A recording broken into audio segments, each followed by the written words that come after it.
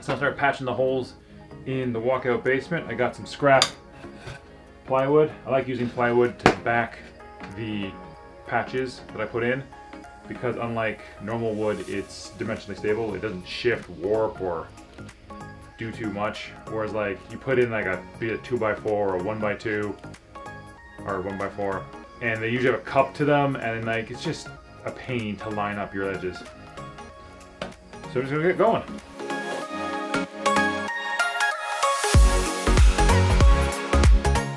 Alright, let's get started.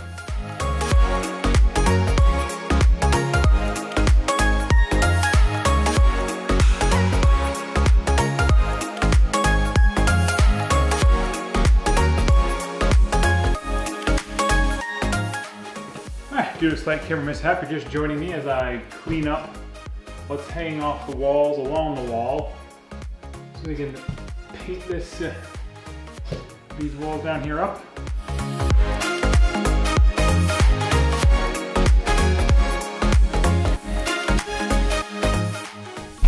Now let's take down and stack up what's the ceiling tile.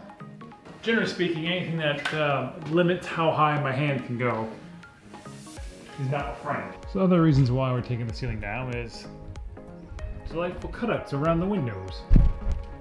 Like, that's how the windows are done. The door is even worse. Like, it's pretty bad. So it's coming out.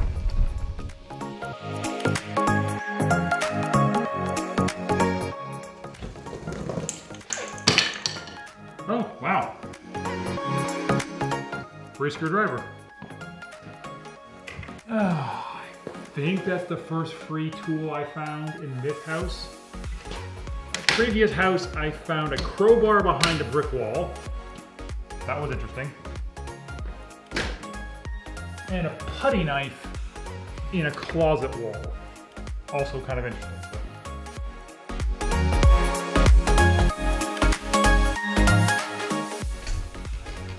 Now let's take a brief look at the bulkhead over here. So we have a bulkhead made to hide the plumbing. Let's see what's actually hiding back there. And big reveal. Oh look, it's a single pipe. So I'm going to come along with marble sander and just kind of smooth out, taper this edge. This one's not too bad, but the other ones are quite nasty. And just to make it ready for prep so we can paint.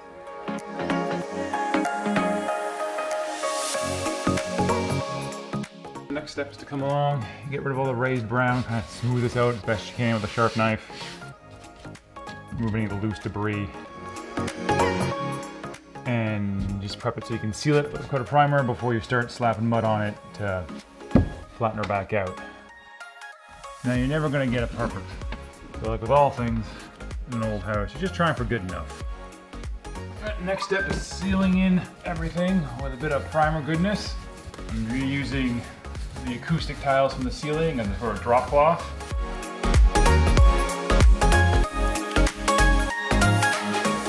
Alright, pressing on ahead with the completely renovated in the basement. We've got some large holes to fill up. I'm just going to cut the drywall, plop it in place, screw it down, and hopefully get some money today.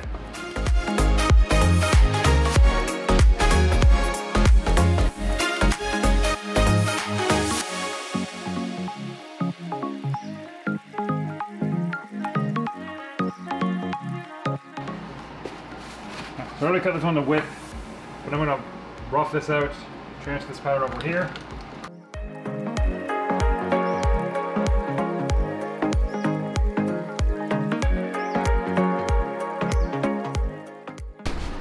Come over here.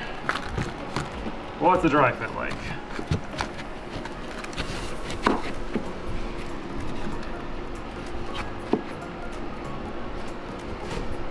Okay, that's abysmal. Hate that giant wide crack. Just gonna pack it full of mud. I just need to trim out the outlet, and we're good to go.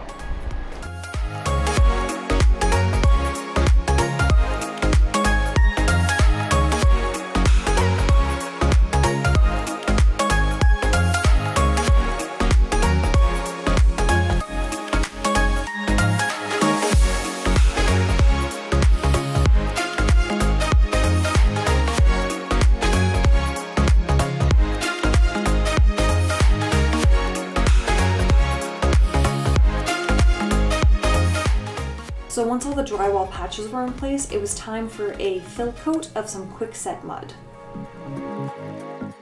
The fill coat's dried, so I just gotta polish it, which is a fancy word for scrape off any hide parts, and start taping it up.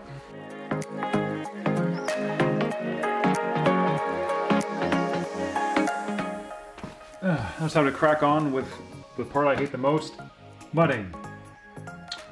I really dislike mudding because it's a combination of a bunch of things that I don't like to do. It's a tedious and boring task. It's what I call like subtracted value. Not that doing it subtracts value, but doing it doesn't add value. The expectation is to have nice, smooth walls from the get-go. You don't get anything extra from having them. It's also a learned skill, which means I'm not instantly good at it, which never sits right with me. To evidence this, I also have no tools available.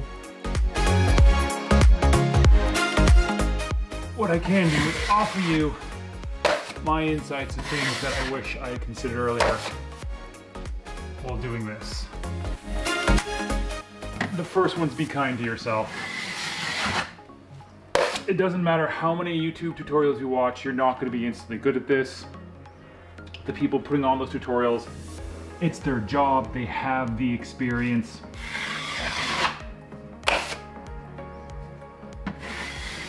Remember that when you judge yourself based on how their work's looking. And on the topic of being kind to yourself, do watch some tutorials to get at least a basis. Getting the basics down is the most important thing. Given our content-centric society, there's a million and one hacks for how to do this faster. Get your basics down first, then start worrying about the hacks. It's good enough for a first coat. All right, so it's the next day. It's time for the next coat. Now, as you can see, I'm a little rough. This I should have cleared up. This is actually fine. So you can just polish that away. The feathering out, I'm actually quite happy with. So yeah, we'll do a second coat of hot mud, the setting type. And hopefully from there it'll just be the normal stuff and we'll be good to go.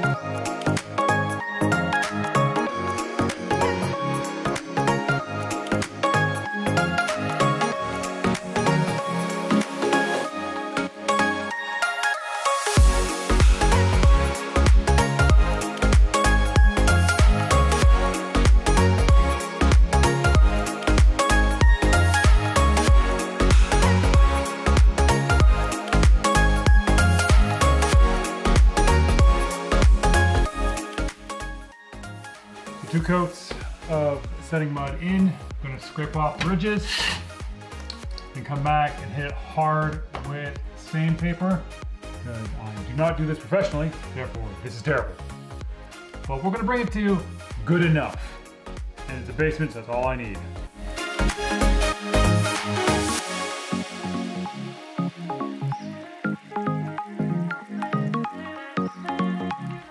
It's good enough to get, oh, I got there. the first coat of just the all-purpose mud on here. If I was anywhere decent at this, it'd be a 3-coat process. I'm not, so let's hope we get away with 4.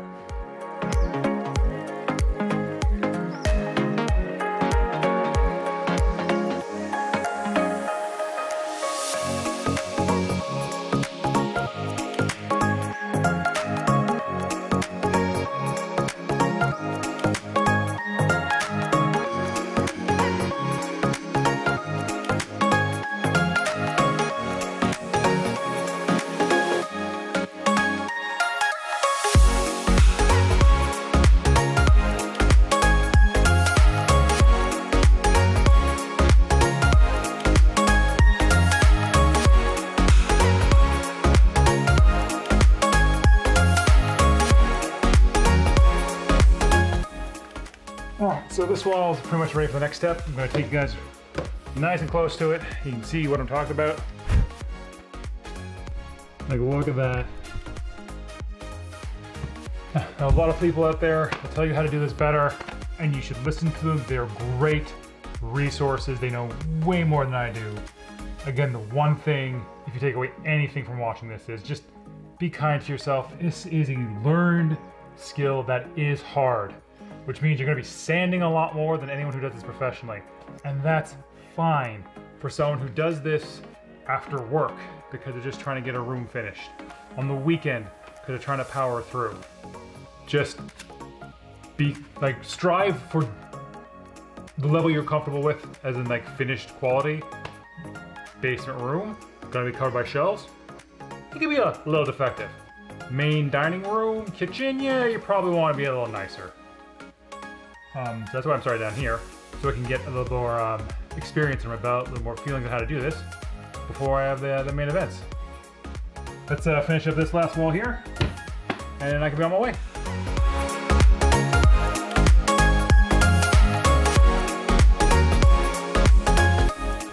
So as he's sanding, if Chris sees a spot that needs more attention, he puts a piece of green painter's tape nearby.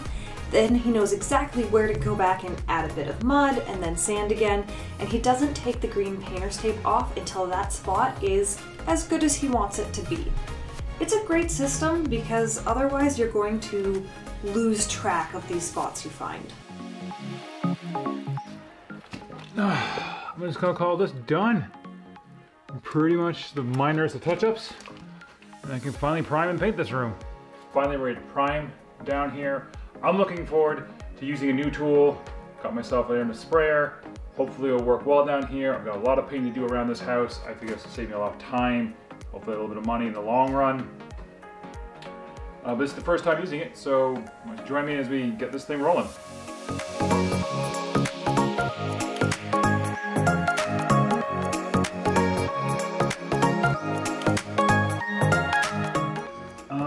I guess we're ready to go. So we're spraying some primer this time around. I'm going to be back rolling, which basically is we use the gun to put the stuff on the wall, then work it into all the patches with a roller and brush. And then after that, I won't be bothering with that anymore, and we'll just be going ham with the sprayer with the paint once it dries, or the primer dries. I guess there's nothing to it but to get to it.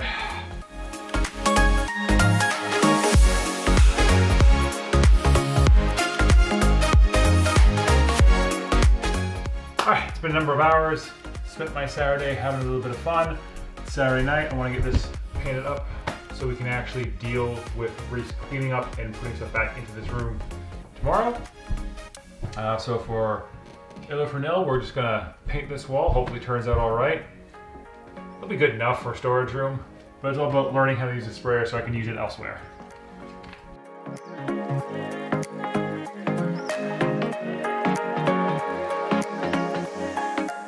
So far, one of my biggest takeaways from this entire process is A, this works pretty good. Pretty nice in here. B, pay attention to your nook and crannies. And C, so that you work on everything. Patience. Nice and slow, every stroke the same. Remember your things. 12 inches away, trigger while moving, 50% overlap. And that, I feel like, how you get the best finish with this. I'm having troubles with that. I'm gonna work on that. You guys just sit there and watch.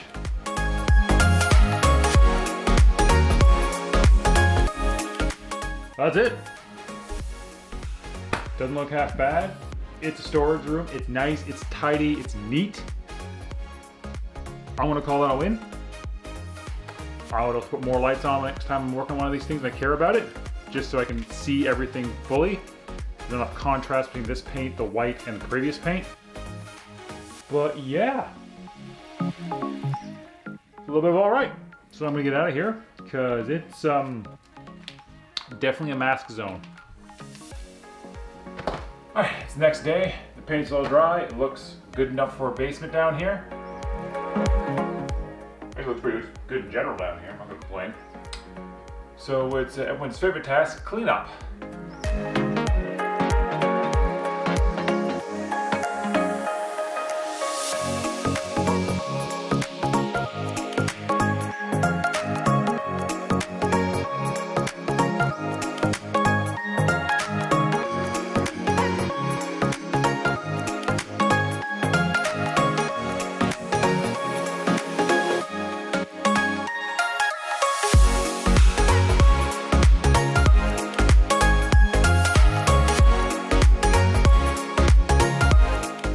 All right, next up with light switches. And I don't have to kill the power to the lights, so it's gonna be too dark to film in here. But thankfully, it can be done as quickly as this. And now we can actually control the lights here.